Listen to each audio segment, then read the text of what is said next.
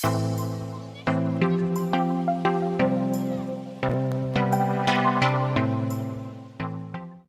back, everyone, to another episode of BBP News. I'm Nicholas Rod. Chris Baker's here with me. We are back for another Monday morning episode. Chris, start us off in the normal Monday morning fashion by giving us the weather headed into the week. In Los Angeles, California, it is clear 77. In Houston, Texas, there are scattered thunderstorms, a high of 73. And in Chicago, Illinois, it is mostly cloudy, 55. And in New York City, it is mostly clear with a high of 53. Well, the storm has officially moved out. I got to tell you, this March weather is really living up to its whole motto of craziness. Yeah, just a little bit. Because Saturday, we got 10 inches of snow.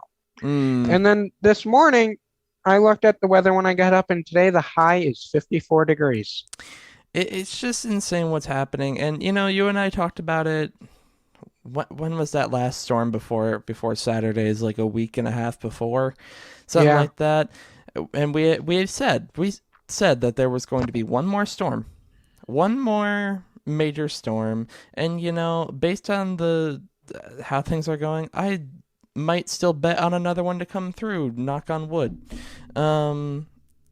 But it's just insane what's happening. Yeah. And, it's still so early in March. I hate to say it, but I think we might get one more after this. Yeah, I mean... I don't think it will be a 10-inch one. No, but it might be, 4 inch. inches. Yeah, 4 or 5. No more than 8.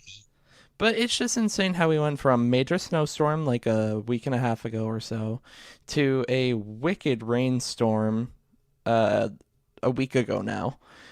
And then another major snowstorm. Just one right after the other in like a week and a half span. Yeah, spring's right around the horizon, Nick.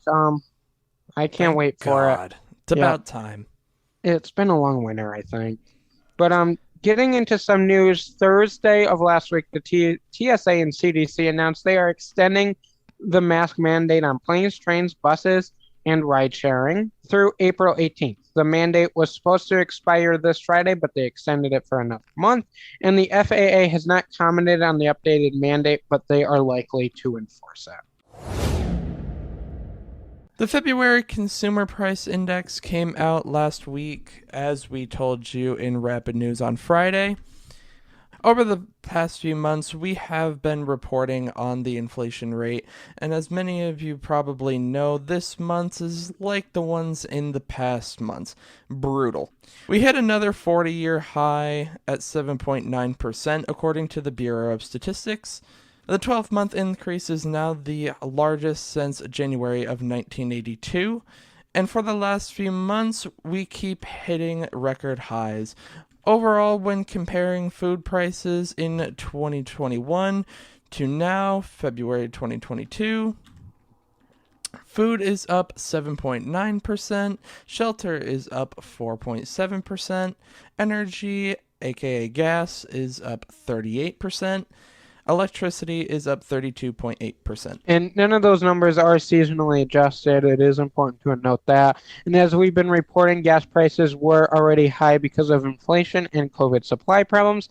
And now with the Russia aggression, things are likely to get worse. When we get the report next month, we will get a better idea on how these sanctions impacted the month of March. And chances are that report will be worse than this one. One way the issue can be solved is by the federal chair raising interest rates to lower the money that is circulating through the economy. They are expected to meet next week, and they are expected to improve interest rate spikes.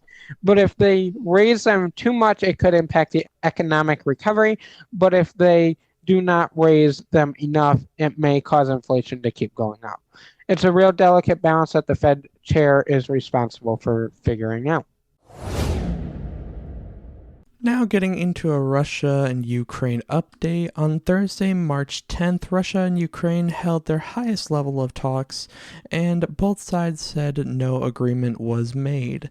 On Friday, the Russian attacks throughout Ukraine continued and in some places escalated. The White House has said Russia's current strategy is escalating without an end game. The White House and Ukrainian President Zelensky both publicly expressed concern over the possibility of Putin using chemical weapons against Ukraine. President Biden said Russia would pay a severe price if that happened.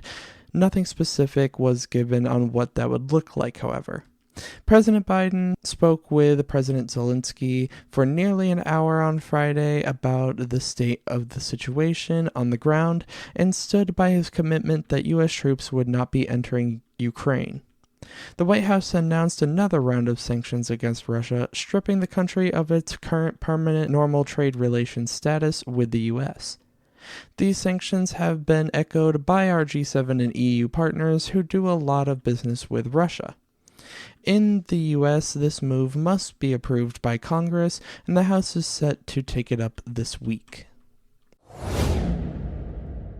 Getting into rapid news, the IRS is hiring 10,000 more employees this year. Florida's legislature has passed what supporters call the, quote, Stop Woke Act, end quote, a bill intended to limit how workplaces and classrooms around the state handle discussions surrounding critical race theory. Nick, what do you got for this Monday morning good news? So, my story today revolves around what's been going on in Ukraine, and it's actually pretty cool, I have to say. So, as a way to help raise funds and raise money for Ukrainian people, especially those in areas where, aid can't get to them, they can't get aid drops or supply trucks in the areas.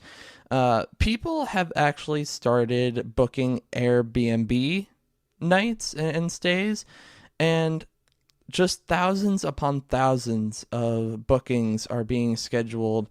And in a 2-day span, in a 48-hour span, this method of donation has raised about $2 million for Ukrainian people throughout all different cities in the country. And the Ukrainian people, some of them have been interviewed and talked to, and they're saying that they're going to use the money in any way they can to help support the people fighting in Ukraine, their soldiers, and also just the other people who are in danger of being attacked. And so just a really cool initiative, a really cool effort to help raise funds. And not only that, just to tag onto it a little bit, a little addition to this, in Ireland, there is a program that opened for people to apply to house Ukrainian refugees. Well, that portal actually ended up going down because it was receiving so many applications and pledges from Irish people willing to house Ukrainian refugees. This is an excellent good news story, Nick. I heard about the Airbnb thing, and it's just an excellent thing that someone came up with to show support for Ukraine and just help Ukraine in whatever way they need help through, just a difficult time for people in Ukraine right now. It's so creative, this effort. Like, you have people obviously doing your more common, more popular style of donation, right? And these different fundraisers and things like that. So to come up with a rather creative solution like the Airbnb situation, it's just kind of cool. Yeah, I agree 100% with you. I would have never thought to do that. But that is the end of this Monday morning news episode. We will be back here Wednesday morning for an Idiot in the News. Until then, make sure you follow us on BBP News' Twitter account for the latest 24-hour breaking news, so you are always in the know. And check out our Medium articles for the midterms. They are in the link in the show notes. But until Wednesday morning, have a great start to your week, everybody. Bye, guys.